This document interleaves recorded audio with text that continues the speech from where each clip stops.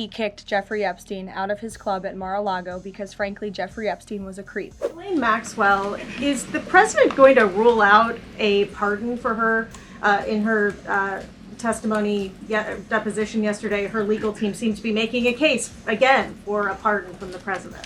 Again, this is not something I've discussed with the president because, frankly, it's not a priority. He's focused on many of the issues that the American people are dealing with. It's not something he's considering or thinking about. Secretary Lutnik remains a very important member of President Trump's team, and the president fully supports the secretary. According to newly released files, the president had a conversation with the Palm Beach police chief in the early 2000s, according to the police chief in 2019. The president has gone on record before, and he's told reporters that he said that he had no idea about Jeffrey Epstein's crimes. During this conversation with the police chief, however, he did say, according to this recounting of it, that thank goodness you're stopping him. He also called Ghislaine Maxwell evil. So my two questions are, did that conversation with the Palm Beach police chief happen? And can you explain the discrepancy? What I will say is that the president has always remained consistent and that he kicked Jeffrey Epstein out of his club at Mar-a-Lago because, frankly, Jeffrey Epstein was a creep. And unlike many other people who are named in these files, President Trump cut off his relationship with Jeffrey Epstein and was honest and transparent about that for years and years. And so I think what the president has said all along has always remained true. And the release of more than 3 million documents related to Jeffrey Epstein and his heinous, disgusting crimes just shows the level of transparency that this president and administration has committed to in bringing these files to light. But did he call the chief in 2006? Karoline, did he call the chief? Look, it was a phone call that may or may not have happened in 2006. I don't know the answer to that question. What I'm telling you is that what President Trump has always said is that he kicked Jeffrey Epstein out of his Mar-a-Lago club because Jeffrey Epstein was a creep, and that remains true. And this call, if it did happen, corroborates exactly what President Trump has said from the beginning. And I'm sure many of you, when you read that alleged FBI report, probably thought to yourself, wow, this really cracks our narrative that we've been trying to push about this president for many years. So we're moving on from that. On Ghislaine Maxwell, is the president going to rule out a pardon for her in her testimony deposition yesterday? Her legal team seems to be making a case again for a pardon from the president.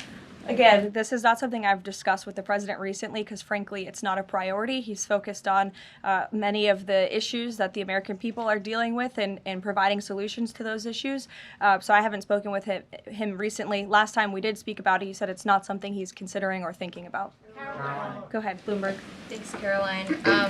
Secretary Lutnik today was testifying on the Hill, and he said that he had visited Epstein's Island in 2012 with his wife and children, and that's after he said that he had cut ties with Epstein, and Justice Department documents show that he was in contact with Epstein through 2018 over messages. So does the White House stand behind Secretary Lutnik right now, or given what he has said today, has there been any shift in how the White House is viewing Secretary Lutnik's performance? No, Secretary Lutnik remains a very important member of President Trump's team, and the president fully supports the secretary. I was once again with the president. He and I were both reviewing the newly released surveillance footage from FBI in the Savannah Guthrie case on just this heartbreaking situation with respect to her mother.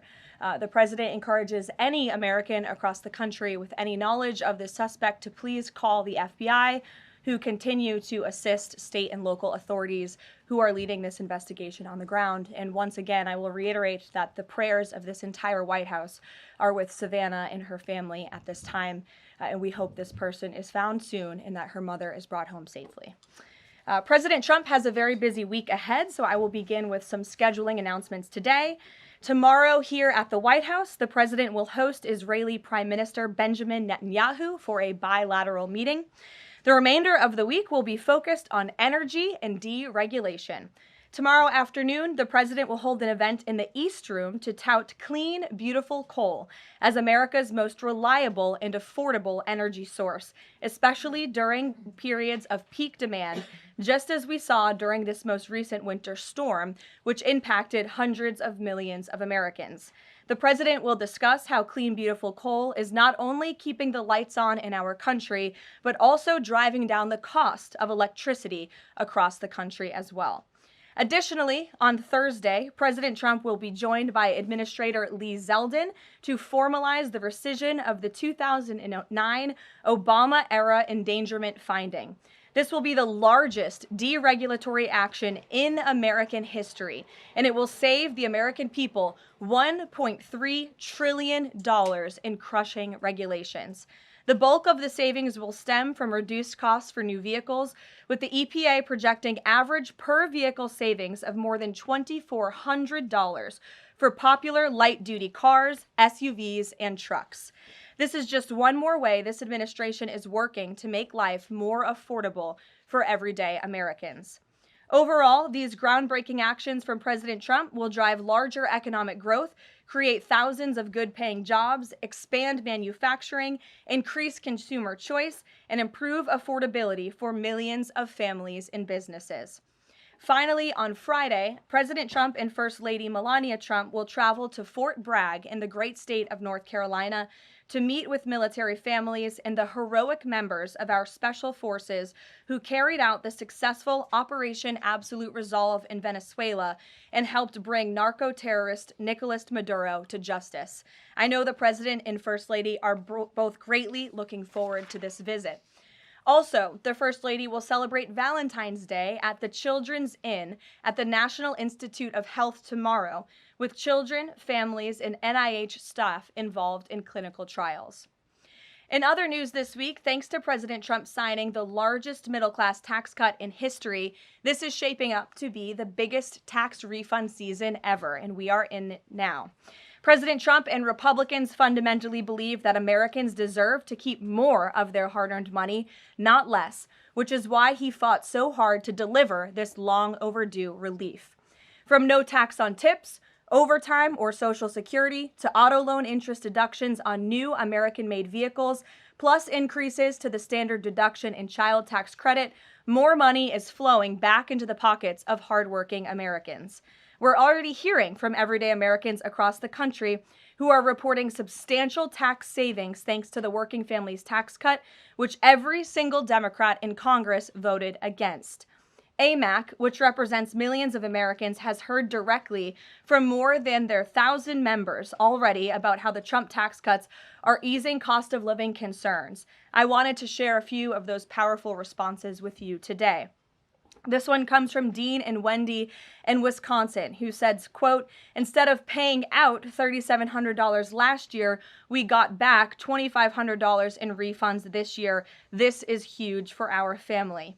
Steve from California said, quote, "The new senior citizen deduction is a tremendous relief and has given us peace of mind and the freedom to truly enjoy the retirement years we worked so hard for." Eric from Nevada said, "As a senior, no tax on Social Security helps me tremendously. The no tax on tips helps my daughter-in-law as a waitress. The no tax on overtime helps my son, who works constantly. Our family savings from the One Big Beautiful Bill could total even more than $5,000. We love the Trump tax cuts." These are just a few positive examples of the everyday Americans that President Trump's tax cuts are uplifting. We'd love to hear more from the American people across the country who are benefiting from the Working Families tax cuts. The White House is also pleased to share that parents across the country can now officially apply to open a Trump account for their child. In order to apply, parents can visit trumpaccounts.gov and fill out the IRS form 4547. These Trump accounts are special investment accounts aimed at providing American children with a jump start on building wealth for life. They have all the tax advantages as a traditional IRA account, but are specifically tailored to build wealth the moment a child is born. Thanks to President Trump, every child born between January 1st, 2025 and December 31st, 2028 is eligible to receive $1,000 from the U.S. Treasury to fund their account. Parents, guardians, and even nonprofits can then contribute up to $5,000 per year. Employers can also contribute up to $2,500 per year per employee. President Trump believes there is no better investment than investing in our nation's children. If you are a parent who maximizes contributions to your child's Trump account, its projected value could reach nearly $1.1 million by the time your child turns 28 years old, based on average historical stock market returns. Safe to say, the Trump accounts will give a substantial head start to position the next generation for a brighter future. And with the stock market exploding under President Trump's pro-growth policies, there has never been a better time to sign up for an investment account like this. The Dow Jones just shattered 50,000 for the first time ever on Friday, and the S&P 500 and the NASDAQ continue smashing record after record. So with President Trump in charge, Americans' 401ks and retirement savings are booming once again, and these new Trump accounts for America's kids will boom too. So with that, once again, every parent should go to trumpaccounts.gov today, and I'm going to put it on my own personal to-do list to sign up for one as well.